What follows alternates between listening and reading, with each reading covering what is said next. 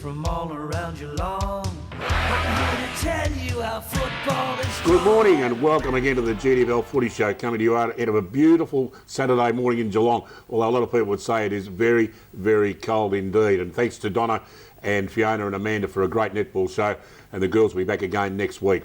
Last week we had a fantastic round of matches, and the big draw at the Thompson Thunderdome, the Tommy Tigers drawing with the Werribee Central's Ducks.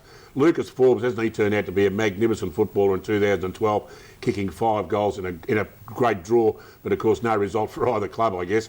East Geelong, much too good for Winchelsea. They're getting their form back, East Geelong. Lucas Murphy, an astounding 12 goals, a sensational effort by any standard of football, and he is really turning it on this year in 2012 as well. Belpo still, they're back to their 2011 form, much too good for the Bannockburn Tigers. North Geelong, very much depleted out there at the Keith Barclay Oval with a shutdown from the Habib Scaffold Enterprise. We don't know really what goes on with those shutdowns, but half the blokes were missing. But Corey Chapman did a great job for the North Geelong Magpies, and Derek Fitzsimmons, once again best on the ground. If he keeps this form up, he must be a very big contender for the Whitley medal later on in the season. Geelong West, well, the Cheetahs, haven't they turned their form around all of a sudden?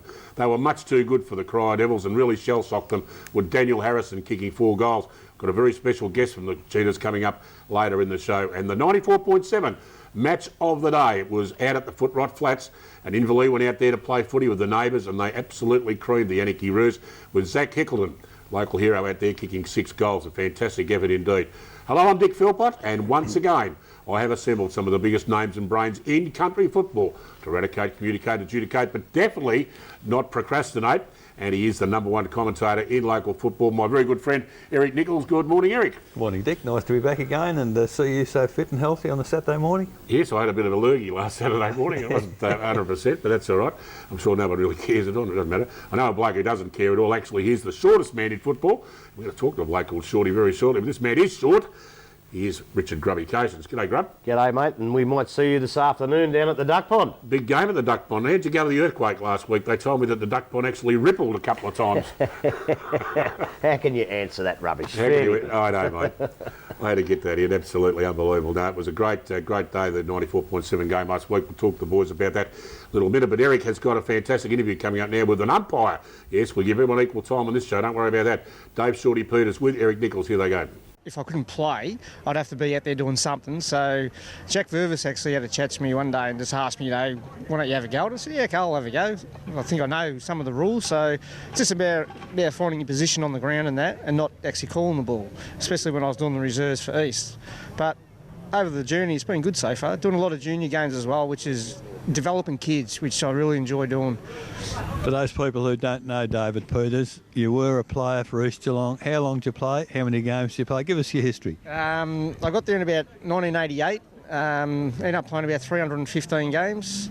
I've done coaching. I'm still coaching now. Our under-16 side. I've been junior coordinator, umpire, committee. Anything you ask me to do, I'll put my hand up and I'll do it. I guess I've probably called football nearly as long as you've played. We've had some great running battles when you've played. You always, every time we had TV cameras there, you were looking for Mark of the Year. Did you ever get one? No, actually, I thought I would have got one out of Bannockburn one day, and they actually gave it to someone else, and I was shattered. But I ended up getting one of the little pots that they handed out for one of the best players. I enjoyed that, so it was pretty good. Isn't that the great part of footy? The fact that we can talk about it, have a lot of fun with it. The players themselves together really have a lot of fun playing after the game. Yeah, absolutely. A lot of times I'm going to different games now, and people just look at me and say, "What are you doing here?" And I just say, "Well, I'm umpiring now." And then they, geez, I never thought you, being an umpire, actually used to sort of get into the umpires. And I said, I used to talk to them a lot just to get on the good side of them, so they look after me. And now being sort of a senior umpire, you can talk to players and they actually know where you come from, and they know how you umpire, so which helps them. I like talking to the players out there as well, which they feel more comfortable instead of losing their cool or doing that, and you can explain the decisions that you make. Welcome back, and Eric will be back again next week with a magnificent interview from the 94.7 match of the day, which this Saturday afternoon, we have at the Duck Pond, Werribee Central's Centurions taking on the North Geelong Magpies, so there's bound to be a good interview come out of that game, a very important game for both clubs. We're going to have a quick run through the ladder now, and of course it's still unchanged from last week, particularly on the top of the tree there. The Tommy Tigers, although they are undefeated, they actually had a draw last weekend, so they're very close they're getting pipped off, and of course followed by Belpo still, and as we said, the Panthers are getting back to their form of 2011. That's an awesome thought. Followed by East Geelong, creeping up very slowly after a very ordinary start to the season. And of course the big improvers, Anarchy, North Geelong just hanging in there, and Werribee Central's just outside the final 5. Followed by Bannockburn, Inverleigh, Belmont Lions, Geelong West Sporting Club. Oh yeah, they're coming there, don't you worry about that. Your man here very shortly to tell us all about that. And the Cryo Devils, and of course Winchelsea Blues yet to open their account. Eric, the change in the ladder, there could be still some changes there, but that match you went and saw last week wasn't too bad, was it? No, it was a reasonable game, Dick. The skills were not up to the highest of standards, probably because there was a lot of pressure on the game, and there was an enormous amount hanging to it. I guess poor old Anarchy, and I say poor old Anarchy because they're absolutely devastated with injuries. Yep. Fellas, top players having to work, and it probably brought Inverleigh into the game. But having said that, Inverleigh on the day probably deserved the win, Grubby. It was a hard slogging game and in difficult conditions. Well, that's what we said in the call actually, Eric. We did say the skills were down a little bit, but it was very, very windy out there. But the toughness and the way the blokes threw themselves at the ball and at the player, it was tough, and unfortunately I got a couple more injuries out of it, Anarchy. But yeah, look, it was a great entertainment value. Actually, I really enjoyed myself out there last weekend. Inverleigh on the way back, Grubby, though they start to show a little bit of form at the moment. I mean, they pretty stiff against Thompson a couple of weeks ago, down by 5 points, and suddenly they're not just winning, but that was a pretty convincing win on Saturday. Well, it was, and it's a little bit of a pity that they didn't get 1 or 2 more early in the season, because then they'd be in the mix. That'd make 8 or 9 teams in the mix for the final 5, and I just think they're probably too far away for it now, but by geez, they might cause a bit of trouble on their way through. Yeah, the interesting aspect, Grubby, in the last 7 games, after next week, the last 7 games, we have round 1 to 7 again.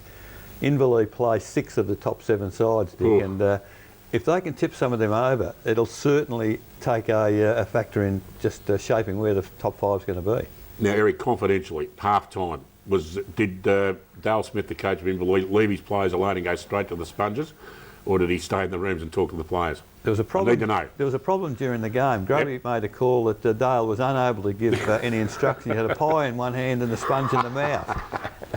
What about you, Grubby? You would have made an absolute mess of yourself at half time. Well, I did, because they ran out of pies after about me 15th. I had a couple of sandwiches, but Eric will tell you, I did actually go for that Lamington sponge. And I had one in each hand and half one hanging out my gob as I walked out. Oh, it was absolutely beautiful. I tell you what, the spreads they make in all the clubs are fantastic, but none better than out there at Footright Flats, mate, I'll tell you. I know, Artie Audrey does a great job of the sponges through the week, and of course the hamburgers are unbelievable. Oh, I can't handle this, I've got to go into some more brekkie. We're going to take a short break, pay some bills and come back with our very special guest back after this. The Raiders from all around Geelong, I'm here to tell you how football is strong. And welcome back, and of course everything that's Colts footy is Mitch Cleary, and here's Mitch now. Thanks again, Mitch, and of course Mitch will be back again next Saturday morning talking about everything that is Colts footy in the Geelong region. Well, we said before the break we've got a very special guest on the show this morning, and of course he's representing the club that's back on fire at the moment. They used to play at the backyard, and they're out there at the Church Street ground now, and of course they're known as Blue West, the Geelong West Cheetahs, and he is the coach of the Cheetahs, Nick Washington. Good morning, Nick. Good morning, boys. How are you? Welcome to the show, mate. No worries, thank you. Now, we're going to give you a big opportunity, mate. Tell us what's going on out there. What's the big revival that's going on? That wasn't just a win on last Saturday. That was an absolute massacre, and that's something that your club hasn't done for quite a while. You've snuck a win in every now and again, but you've won very convincingly Saturday. What's going on out there? Look, we've just been working really hard. We've gone back to basics. Basically, at the start of the year, we've gone back to what we think is the core thing that'll change our club, and it's hard work, and that's what it is. It's working to change our club, so... Yeah. Nick, you say the club has changed a little. Has it been a change in playing personnel or just the attitude towards the game? Yeah, as we've had quite a few new players come across this year, and some really important players. And like, I'll put one out there: is Brodie Marsden's come across at the very start of the year, and he's brought a lot of energy, a lot of structure to our club, which is something we probably lacked in the past, and it's working really well. He helps me out. I've got a lot of support from everybody else as a coach, so. It's going really well in that sense. My assistant coach, Robbie Sims, is doing well on field as well, which helps, and also off field, helping me at training and so forth. So, yeah, it felt pretty good. Couple of names that are familiar to me: Kelly, Spengler, been around for a while. They don't seem to be able to play on a regular basis. Have they got a problem on able to play? Look, we work with Spang from week to week. Really, his body's getting on a bit. He's got a sore knee, so we just try and get him up for when he's basically ready to play. Yeah. So he'll train on most Thursday nights and see how we assess it after that and see how he goes. Kelly, he's in the police force now, so he just sort of gets handed his what he's got for the week, and then we just work it out from there. A bloke who seems to be a revelation to us when just watching from the outside, Harrison, full forward. He seems to be getting a swag of goals. Yeah, look, Daniel's a real interesting character actually, and a very interesting footballer if you watch him. Probably one of the most interesting full forwards I've seen going around for a while. He just seems to work like with his body and gets in the right spots and takes some pretty great grabs. He's a hard bloke to play on. I wouldn't know how to play him if I was a full back. So yeah, he's quite a colourful character too. You've won 2 games this year. How were the celebrations when you won the first? Because there was a long time between drinks, wasn't there? Well, we actually sang the song again at the Bark and Dog at about 11 o'clock over the top of the band, which was pretty. Yeah, look, we didn't get too carried away. I told the boys it's probably something to get used to because it will start happening more and more often as we do get better, and I think we will. So, we did get carried away a little bit, but we did keep a lid on it. This week definitely kept a lid on it. We had the big day with the past players day, which was good, and quite a few happy faces there. And I was really happy that we could bring them a win because I was worried what was going to happen if we didn't. But as the game played out, it just worked out perfectly for us. So. Your attitude is obviously very positive, and it's obvious that the players' attitude is coming along with you. Where do you see the rest of the season? Do you see more wins on the horizon without being unrealistic? Yeah, look, I think we're really close. I think we're close to really kicking into that next gear. And that's like having a young group, you realise that 2 quarters of football and sometimes 3 quarters of football, they'll be switched on, and that's just that one lapse for 10 minutes or so, and then we've got 5 or 6 goals kicked on us that we can't get back again. Those things, they're the sort of gaps we're trying to bring closer. A name that's synonymous with your club is Darryl Craven. Yep. Cravo, I know he was president there for 150 years. I saw him walking around with a shopping trolley full of grog one day and the pies and everything. He was doing everything. He was a one-man committee. I guess the fact he's no longer president anymore, but he must be enjoying this little bit of success that's going on at the moment. I imagine him a big grin on his face. Yeah, it's good to see Darryl have a smile on his face after the game. Actually, he's very quiet about it though. He won't come bounding up to me. He just comes up and shakes my hand. He's just that sort of bloke at the moment. He's just sort of happy with the way everything's going. He hasn't, he still has his input in Blue West. Don't worry about that. He'll always be around and around. He's a great bloke to have around. He is a good bloke. And when you're not going back to the Barking Dog, which was a great plug you just did on the show this morning. Yeah, sorry about that. Yeah. The little bird tells me that even though you're playing at Red West, you'd love going back to the Baker Street Oval still, and the home club as it is, and the home ground, and having a bit of a snort back there every now and again. Still good? Yeah, we still do that, mate. That's always on the cards. Away games we always go back to the Blue West, and most home games as well. So yeah, it's a lot of history there and a lot of fun. And I can remember watching North Geelong play out there. They call it the backyard, and for reasons that only people in Geelong would understand, because it's a funny old shape, and of course every time you kick the ball, it finishes up in someone's backyard, doesn't it? There's no doubt about that. Nick, thanks very much for coming on the show this morning, and I really mean this, that everyone in football loves to see a club like Geelong West doing well, because there's clubs that are always up there, the same old clubs all the time, and to see a club like West, the Cheetahs, that's got such a proud history, and it goes back a long way in Geelong, with people like Darryl Craven, that's been a synonymous with your club for so long. It's great that you're having some success at the moment, mate, and on behalf of everybody at the show, I wish you all the well for the rest of the season, you in particular and the rest of your team, and hopefully see those Cheetahs up there having a real crack come finals time. No worries, Dick. I'll guarantee you they will be, mate. Good on you, mate. Nick Washington, our very special guest, the coach of the Geelong West Cheetahs, on our show on Saturday morning. We do wish the Geelong West Cheetahs every luck in the future indeed. We're going to take a short break. When we come back, we'll talk about all the action on this afternoon. Back after this.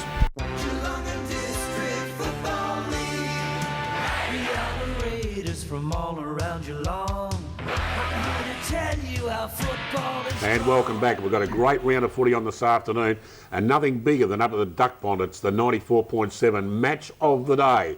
A very important game too for these two clubs. They're right at the teeter at the moment as to going in or out of the final 5.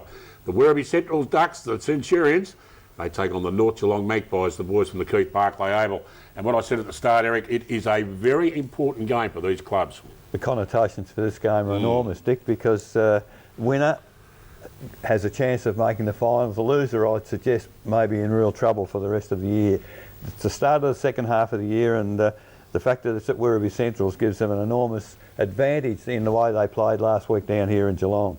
It'll be interesting. I don't know that North have got someone to cover Lovell. He's a big fella, strong fella. Whether he's on the ball or at full forward, he's going to be a concern for North.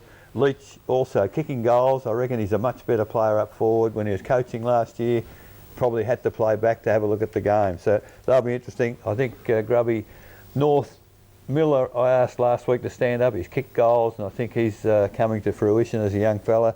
But the key to me is if they run Briggy for 5 minutes a quarter in the middle, he's a ball magnet. And if he can get the footy going, and we saw him a couple of weeks ago, he'd get the ball out of the middle. 2 kicks later, he takes a mark at full forward. Well, I think that's why Blake Miller is so important, because he's got to go down there when Briggy goes into the middle. If Briggy's getting it out of the middle and they've got no one to kick those goals, then they're robbing Peter to pay Paul. But if Miller can stand up down there like he has done, then they can be a very good side again. But I will disagree with you. I don't do this very often, but I will disagree with you on one point. If both sides, whoever loses this game, I think if North Geelong lose this game, I think they can still make the 5 with the draw that they've got. But if Werribee lose, I think they're in awful trouble. You've got to remember too, Grubby, though, that if North Geelong lose this game this afternoon, North Geelong have Belpo still next week, and that's obviously, you can nearly pencil it down, and I know North Geelong people want to crucify me for this, but you can nearly pencil it down as a possible loss to North Geelong, so that's how important this game is for North Geelong. Well, I'll come in, what Grubby's alluding to, rounds 1 to 7 start in 2 weeks' time. North were a lot higher than Werribee on the ladder because of the games they'd played and won. Well, that's right. Werribee have still got to again play Belpost Hill, East Geelong, Anarchy at Anarchy. So their draw really hinges on them beating North Geelong here this weekend. But the other thing you've been talking about too is percentage. Well, that's right out the window now. Werribee Centrals don't need that anymore, because they're either going to be 2 or 6 points in or 2 or 6 points out. Exactly which right. in the long run, if they look like getting in, they can actually rest a couple of players against some of the lower sides, not needing that percentage maybe. Yeah, no, very, very true. Now, there's one bloke you just haven't spoken about yet. Everyone reckons he's my love child because I just love watching him play footy. That's Craig Rosenweig. He's a key, and I saw him play against North Geelong a couple of years ago, and he murdered us. And young Mathey was playing at fullback for North Geelong then too, one of the best fullbacks in footy. So big match up there. Well, it is a big matchup. Is Matheson playing again? Matheson playing. Yeah, he started last week. Yeah. Yeah. Well, see, he's a real key to North Geelong, because Rosenweig has been in form, but as I said a couple of weeks ago, Rosenweig and Kitchen at one stage were working together. Yep. Rosenweig now works pretty well with young Tyrone Montebruno. And I think they kicked 4 apiece last week, but Rosenweig's been kicking the goals, but by crikey's, the other fella, Montebruno, he's been really working hard for him. So I might ask you, obviously going for Werribee. Well, soon as you'll probably go for North, you'll go for North, so I better go for Werribee to even up the scales. We'll leave it to Eric. Eric and the Magpies will have a fair dinkum crack, don't worry about it. Eric, who are you going for? Look, I think home ground advantage, and the fact that Thompson last week, Werribee played so well, I've got to lean to the home side. Good on you, Eric. Oh, how much you paid him, unbelievable. If you can't get up to the Duck Pond this afternoon, folks, you can tune in from 1:30 this afternoon on 94.7 The Pulse, your home of country football, and see a fantastic, well, we'll hear a fantastic call of this magnificent game on this afternoon. Another big game on this afternoon is the Inverleigh Hawks, and they take on the side we were talking about before, Nick Washington, the magnificent Geelong West Cheetahs. Inverleigh back in town, Grubby. Geelong West back in town. This has suddenly become a pretty good game. Well, it has. I think if you had a look at this earlier on in the season, you'd have said, well, you know, both sides are going to be down the bottom and they're not much good and we won't go and have a look at it. But by Christ, go and have a look at it, because Inverleigh have improved. Smithy's got them playing real good football. And obviously, Nick Washington, who we just spoke to, he's got them up by 10 goals against Corio. Yep. And they're coming good. It wasn't just a win, it was a massacre, Eric, wasn't it? Yes, absolutely, and great to see, but I think home ground advantage again, I think Inverleigh. The Hawks, no doubt about that. No, not much can be said about this game. One would think it could be pretty ugly. It's out at the Ring Road Recreation Reserve. It's last year's premiers, the Belpost Hill Panthers, back in sensational form up against a club that really are struggling at the moment. Eric, I can't see Winchelsea coming in close to them at all. No, unfortunately, I think it might be a percentage bill for Belpost Hill. They're going along very nicely, and they're building towards the finals. It might be 9 weeks to go, but they're certainly playing good football. Can you give Winchelsea any hope at all, Grubby? No, I think in a nutshell, it's the best versus the worst at the moment, and the best will win. Yeah, I don't think there's any doubt about that. The Panthers in a great win, but you never know in footy. Sometimes it can be an upset, but I doubt it'll be this afternoon out at the Ring Road Reserve. Out at the Winter Resort, the Belmont Lions, who took it up to North Geelong a little bit every now and again last Saturday. They're not out of it at all. They come up against Bannockburn, and well, I guess when you talk about season determine whether they're going to be up there and having a crack or not, this one's important for both of these clubs, Eric. Otherwise, they can kiss 2012 goodbye. Well, Bannockburn in particular, Dick, they've slipped back a little bit. They desperately need to win. Belmont Lions probably couldn't make the finals if they won every game because the side's above them, but Bannockburn absolutely desperate today. Grubby, can you see the Lions beating Bannockburn? It's at home, it's at the Winter Resort, and by golly, it's cold. Yeah, well, it will be down there too. And look, I gave them a chance last week against North Geelong, and they let me down a little bit. But at home, yeah, I'll give them a chance, but I'll still go for Bannockburn. Fair enough then, okay. The very last game on this afternoon, the Tommy Tigers out at the Godfrey Street Thunderdome after their draw last week against the Ducks. They take on the Cryer Devils, who of course got shell-shock last week against the Geelong West Cheetahs. Out of the Thompson Thunderdome, Eric, I can't see Thompson losing this one. No, certainly not, and they want to maintain their unbeaten status at the top of the ladder. They'll be looking to build their percentage today after not changing it last week, but certainly Thompson. Lucas Form's in sensational form, Grubby, isn't he? I mean, it could be ugly. Well, he's fantastic, and so is Brent McLeod. They kicked 9 again between them in a drawn game last week, and yeah, they'll be too strong for Cryer, I'm afraid. Yep, no, indeed about that. So it'll be a fantastic game there. You don't give Cryer any chance at all, you blokes. No. Oh, fair enough. I was trying to make it a little bit controversial on the TV there for a minute. No, well, I'd like to say I would, but had they have had a nice win over Geelong West last week, we might have been thinking differently. But to go down by 10 goals against Geelong West, no, you can't beat Thompson. I reckon East will beat Anarchy too, Dick. Oh, did we do the East Anarchy game? Oh, where have you been? I've got to be Where have you been? I knew we were doing sign languages at me. Go on, quickly, Grubby, East or Anarchy? I'll go for East.